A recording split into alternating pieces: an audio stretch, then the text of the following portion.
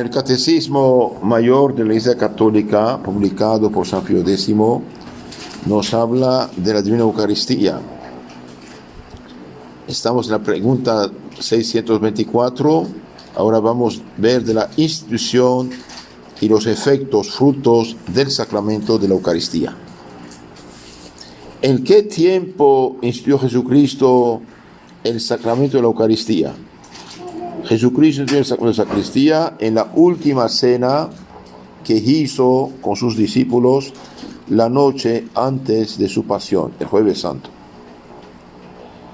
¿Por qué instituyó Jesucristo la Santísima Eucaristía?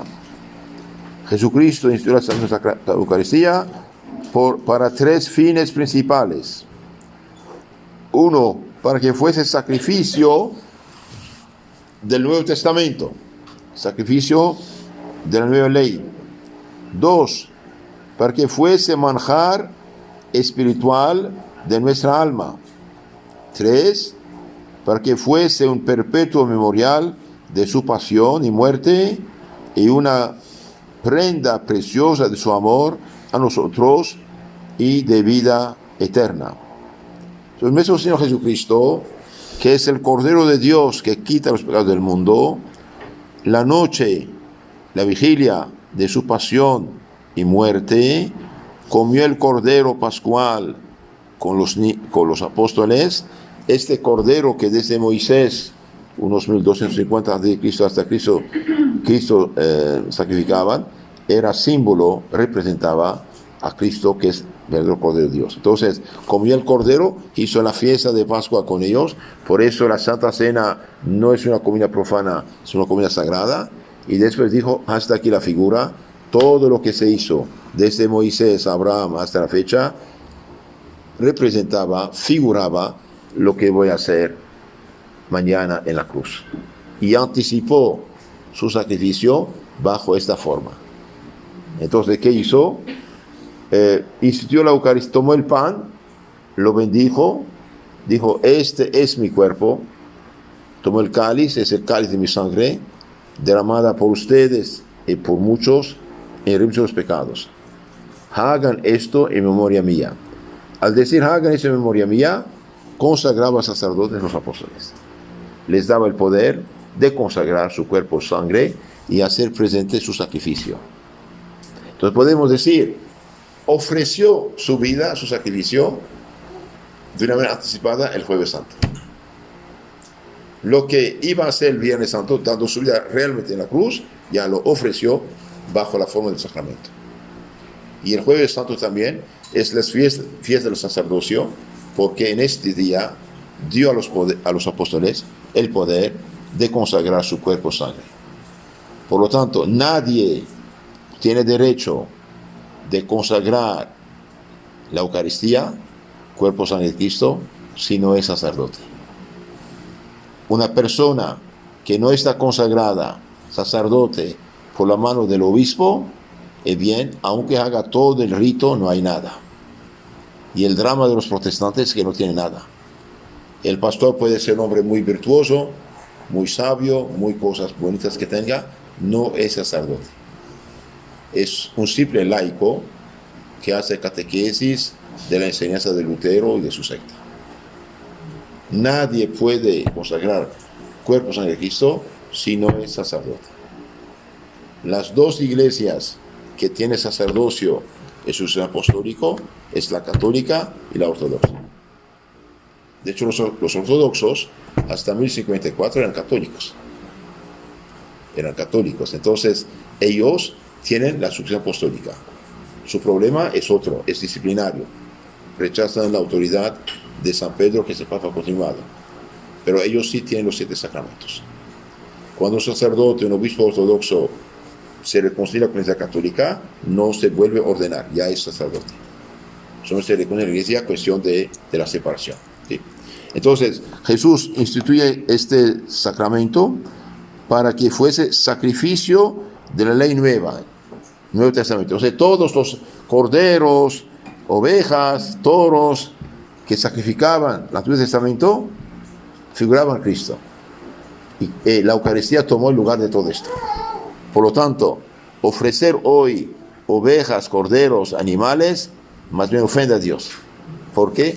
Porque los sacrificios que hacían en el Antiguo Testamento eran figura del sacrificio de Cristo. Por desgracia, los musulmanes regresaron a esto y pobrecitos ofrecen miles y miles de corderos que no sirven para nada. 2. Instituyó la Eucaristía también para que fuera manjar de nuestras almas. Esto es importante. Entonces, Jesús, nuestro Señor, nos comunica su salvación, su gracia, su Espíritu Santo, los beneficios de su muerte y resurrección mediante el pan consagrado que es su cuerpo. ¿Y por qué no los da bajo esta forma del pan? El bien un santo dijo, si hubiera escogido una materia más complicada o más cara, los pobres no podrían tener acceso. Escogió la materia la más universal, donde quiera hay pan. ¿Sí? Pan. Entonces fuera manjar de nuestras almas. Y finalmente, para que fuese un perpetuo memorial de su pasión y muerte y una prenda preciosa de su amor a nosotros y de la vida eterna. Entonces, a la vez es sacrificio de nueva ley, a la vez es manjar divino y a la vez es memoria perpetua de su pasión y muerte. Hagan esto en memoria. Es decir, acuérdense que yo di mi vida por vosotros en la cruz para merecerlos la salvación. Por eso, asistir a misa es como si yo estuviera presente delante de la cruz de Cristo.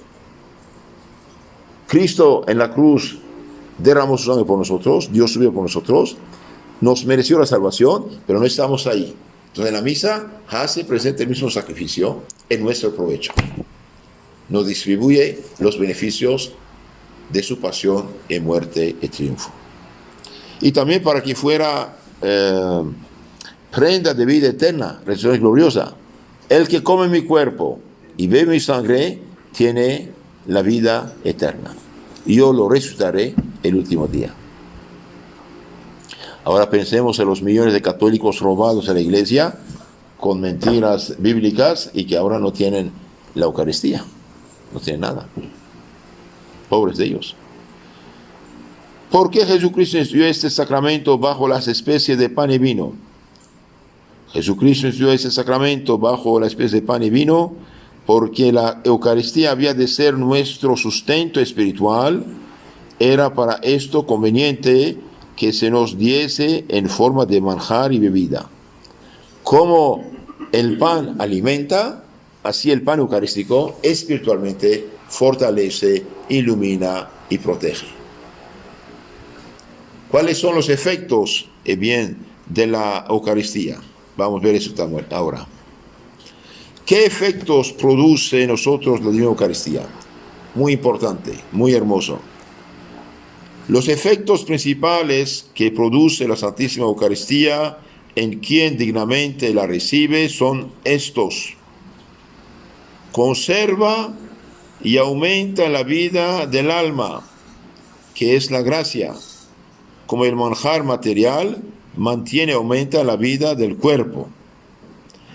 Por ejemplo, usted tiene 30 grados de santidad, ¿sí? 30 watts de luz, digamos, para que entiendan, ¿sí? Y bien, al comulgar dignamente, con fe, con respeto, con caridad, y viendo 30, usted puede subir a 50 grados. La gracia sube en el alma, crece, y bien, también crecen las virtudes de la fe, esperanza, caridad, prudencia, justicia, fortaleza, templanza y don del Espíritu Santo. Como los 5 dedos de la mano crecen, ahí también crecen todas las virtudes junto con la gracia en el alma. Entonces, los efectos que produce son conserva y aumenta la vida del alma, que es la gracia. Como el manjar material mantiene y aumenta la vida del cuerpo. Una persona que no come, al cabo de unos 50, 60 días, va a morir. Lo mismo espiritualmente. Como el alimento nos mantiene la vida, así la Eucaristía espiritualmente nos mantiene unidos a Dios por la gracia, por la caridad. Ahora, una persona que no come 60 días muere. Una persona que pasa meses y meses sin comulgar, espiritualmente se debilita, puede perder la gracia pecando mortalmente. Espiritualmente muere. Y usted ve el drama que el pueblo cristiano no se alimente de ese manjar. Es algo tremendo. Entonces la Eucaristía aumenta y conserva la vida divina en nosotros, espiritualmente nos mantiene unida a Cristo. 2, perdona los pecados veniales y preserva los mortales. Entonces, perdona los pequeños pecados que hacemos, un pequeño enojo, una pequeña flojera, un pequeño robo insignificante, una palabra que le salió, se arrepiente, son como rasguñas, como su gusanito en la frente, como heridas chiquitas. La Eucaristía los sana, perdona esto, los libera, los expulsa, ¿sí? Y también algo de suma importancia, la Eucaristía que hace, preserva del pecado mortal. Noten esto, es muy, muy importante. Preserva del pecado mortal. Entonces, no solamente aumenta la vida espiritual en nosotros, sino que nos preserva del pecado mortal, es decir, de la muerte espiritual. Como la persona que no come al cabo de 60, 80 días muere, y bien la persona que no comulga mucho tiempo muere también espiritualmente, cae en pecado mortal. Ahora, al comulgar, tenemos una fuerza interna en nosotros, y bien que nos preserva, nos protege de caer en pecado mortal. Y finalmente, otro beneficio es el siguiente: trae consigo espiritual consolación, da paz, tranquilidad, alegría, ese. Y nos preserva de los asaltos del demonio. Nos preserva del asalto del demonio y especialmente del pecado impuro. ¿Por qué la sociedad actual es tan impura y quiere legalizar toda impureza? Porque no tiene la Eucaristía. Y esto empezó en los países protestantes, donde no hay Eucaristía, donde no hay cuerpo de Cristo, donde no hay para los pecados. Entonces, repito, esto es sumamente importante. ¿Cuáles son los efectos de la Eucaristía? Bien, son 3 principales. Aumenta y conserva la vida del alma, que es la gracia. Como el manjar material mantiene y aumenta la vida del cuerpo. 2, perdona los pecados veniales y nos preserva de la catástrofe del pecado mortal. Y 3, trae paz, tranquilidad, consolación espiritual. Nos produce otros efectos en nosotros la Sagrada Eucaristía, sí. La Sagrada Eucaristía produce en nosotros otros 3 efectos, a saber, debilita nuestras pasiones, en especial amortigua las llamas de la concupiscencia. Entonces las pasiones, la gana de pecar, la inclinación al mal, al pecado, a la concupiscencia, bien, debilita esas pasiones. Debilita, es decir, ¿qué pasa? Bien, nos protege de ser esclavos de las pasiones. En lugar que las pasiones nos dominen, nosotros dominamos las pasiones. Ahora imagínate un pueblo que no comulga, una juventud que no comulga, bien, las pasiones crecen y después lo dominan, lo hacen caer. Entonces, debilita en nosotros las malas pasiones y en especial amortigua las llamas de la concupiscencia. Si hoy llegamos a cosas tan bajas, es que la gente está privada de ese manjar divino. 2, la Eucaristía acrecienta el fervor de la caridad con Dios y con el prójimo y nos ayuda a obrar conforme a los deseos de Jesucristo. Entonces, la Eucaristía acrecienta el fervor de la caridad, el fervor, calor de la caridad con Dios y con el prójimo. Si amo a Dios, amo al prójimo. Si amo al prójimo, soy más bueno, justo, misericordioso, paciente con él. Lo ayudo. Aumenta la caridad con Dios y con el prójimo. Y nos ayuda a obrar conforme a los deseos de Jesucristo. Es decir, ser discípulos verdaderos de Jesucristo. Amar a su prójimo, perdonar a sus enemigos. Y 3, La Eucaristía nos da una prenda de la futura gloria y de la misma resurrección del mismo Jesucristo.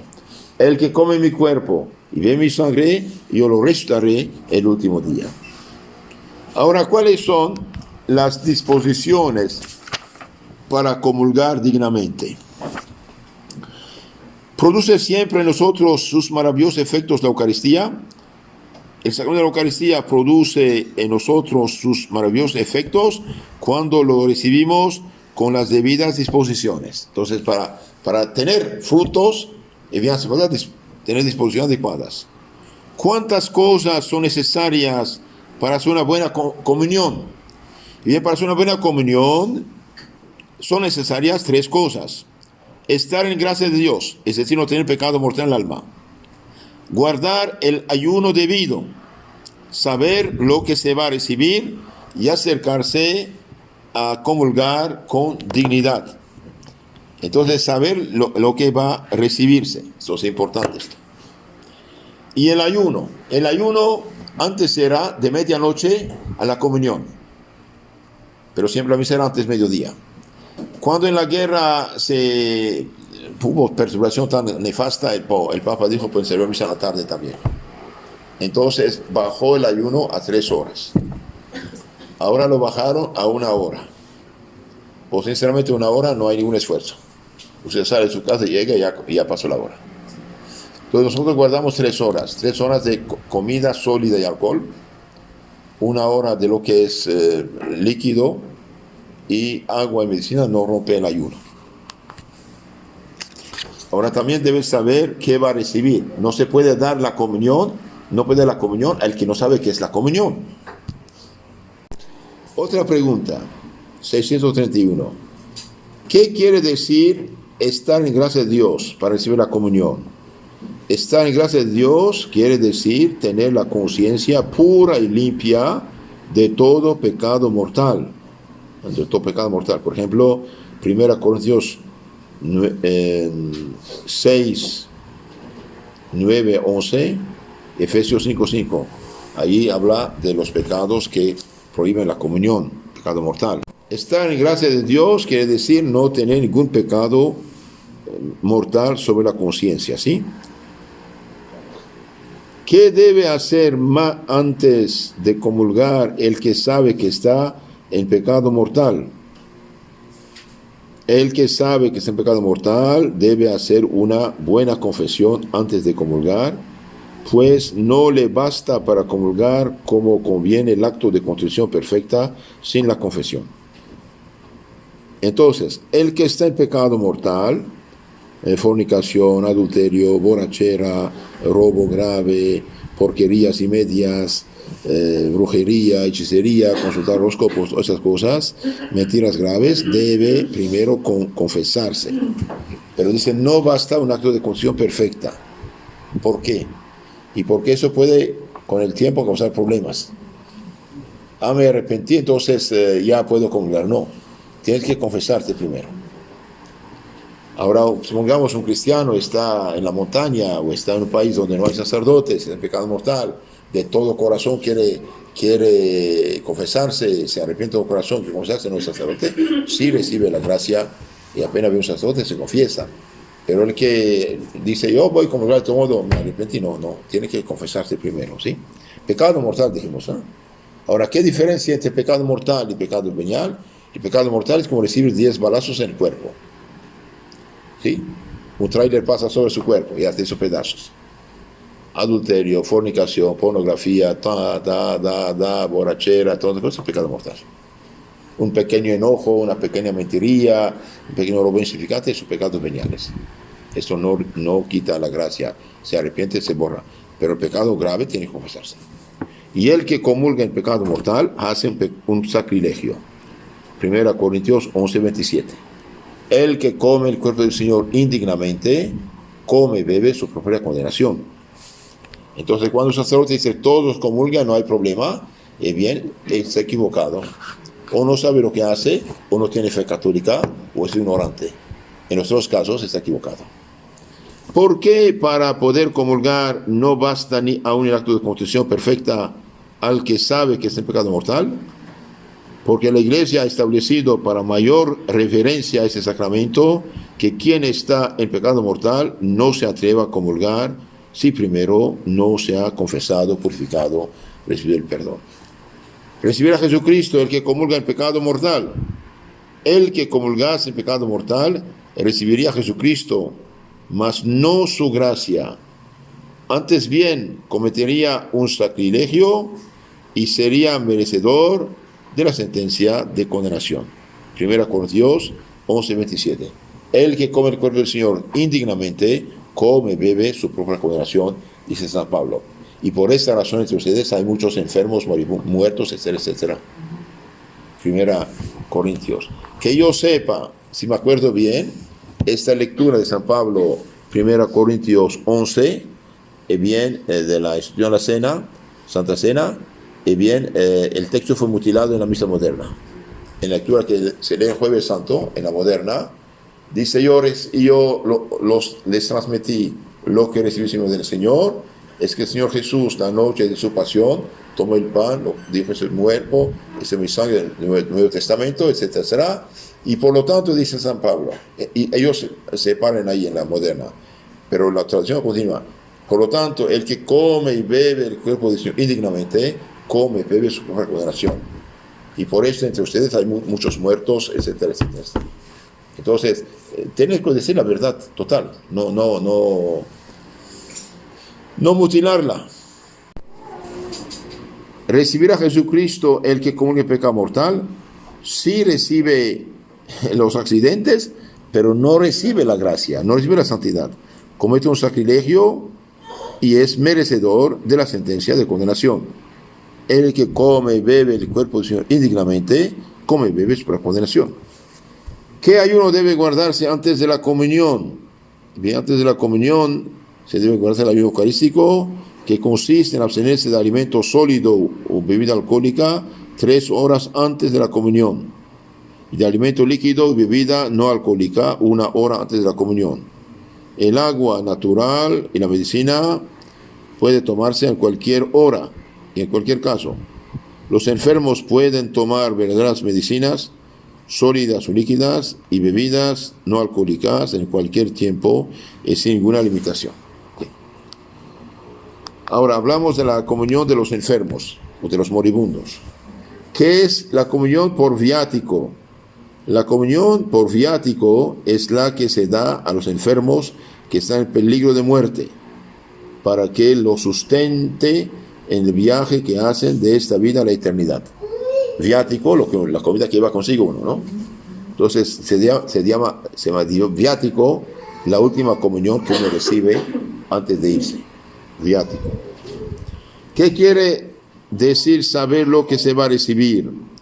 Saber lo que va a recibir quiere decir conocer las cosas que enseña la doctrina cristiana acerca del sacramento y creerlas firmemente. ¿Qué quiere decir comulgar con devoción? Comulgar con devoción quiere decir acercarse a la Sagrada Eucaristía con humildad y modestia, así en la persona como en el vestido. Prepararse antes y dar gracias después de la Sagrada Comunión.